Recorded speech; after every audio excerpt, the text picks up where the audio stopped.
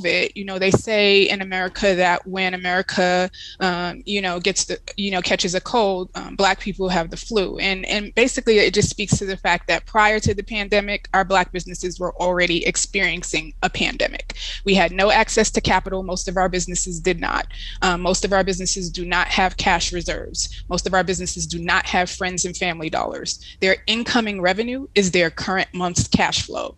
And so during the pandemic in March, I was getting 5 a.m. calls saying I can't get to the federal and state dollars. April, it was closer to even. And I'm not going to make it to next month. My business doors will shut. And so what I was hearing at 5 a.m., the text messages I was getting was reflected in the numbers where they said about 40% Black ownership business declined by more than 40%. And we were the largest drop across any other ethnic group. And so I was seeing that anecdotally with my businesses in Colorado and beyond, because we do have members and participants across the nation. So we immediately started to help folks apply for grants, get their financials in order. We called together a group of Black women accountants to help them do that. We raised $85K in 4 weeks, which is a big deal considering that it's very hard to get to cash flow for Black-led, Black-serving organizations and Black businesses. And we distributed that out to our brick and mortars and other businesses that badly needed operations expenses in March and April, just to see if we could build a bridge while we tried to then reach out to policymakers and discuss what was happening with their lack of access to PPP and other types of funds, state, local, federal, and private dollars. We also called together service providers to help with crisis marketing, to help them think about how to pivot, how to co-op, all the things they could do to just survive and get through the pandemic while we moved forward to try to figure out some, bigger advocacy work that we could do for them. I think we're probably the best. Black women are the best at pivoting. We've had to do it for our kids. We've had to make $1 out of 15 cents, and so, immediately, I do want to call out that the digital ecosystem and climate really did impact us because we don't have access to the brick and mortar space, the commercial space. We were there in that space more heavily because that was a place where we could sell and that sort of thing. And as soon as everyone else rushed to that space, it did impact in our SEO, our search engine optimization, our ability to build, to capture the online market because it just went crazy.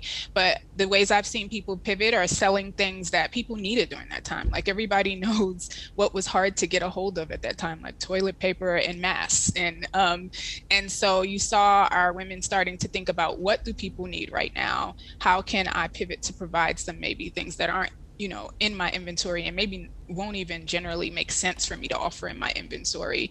How do I, with less resources, build a technological infrastructure to reach my folks online? How do I think about curbside and delivery and all those things in a different way and build those systems pretty quickly and do so in a fashion where I can collaborate with other businesses so that we can make it happen because we don't have the resources. And so we had a salon mastermind where we pulled together to think about PPE kits and space in salons and how you think about spatial design. All the things that everyone else was doing, we were doing it with a fraction of the resources.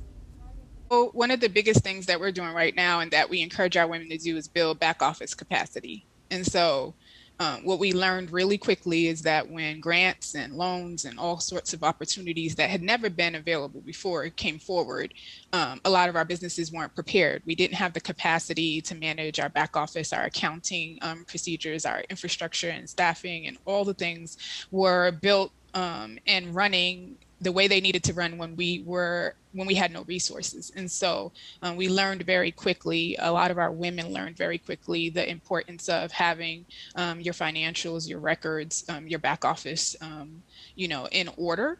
And what it looked like to pull that. So we have a back office boot camp we do. It's starting in a week or two, and it's free and open, to the public, to our Black community.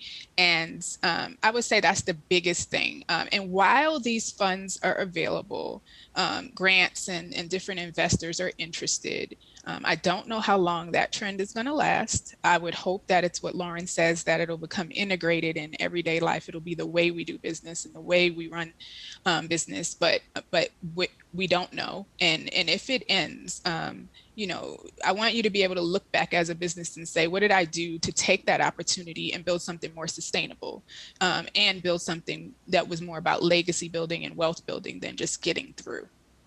Our home state, Colorado, and just share a little bit about what happened with the COVID, pandemic here. When I mentioned that we couldn't access funding in March and April, we quickly rung the alarm in our Black Caucus and our Black mayor and our Black-led organizations like Women's Foundation of Colorado and the Colorado Health Foundation.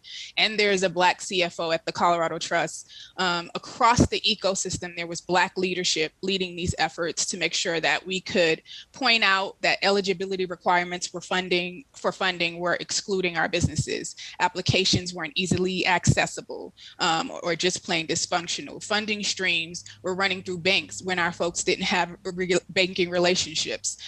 Outreach efforts were missing our communities and not targeting our businesses. So our policymakers, our philanthropists, we all came together. Black policymakers, Black leaders came together to help team up with our Black-led, Black-serving organizations to make sure that we could offer our emergency counting clinic. We could offer the crisis marketing support. We could make sure that we were on committees to change the eligibility requirements and the application structures for funding. And so if I was going to say anything about what should be done, is first hire Black leadership, make sure elect Black leadership, make sure your selection processes are culturally responsive, take into consideration for my philanthropists and foundations that we have lower back office capacity and lower staff numbers. So when you're funding us, think about how you're setting expectations around progress monitoring and reporting and relationships. We often get less funding and often have to manage more grantors just to meet our budget goals. And so we have more people to report out to.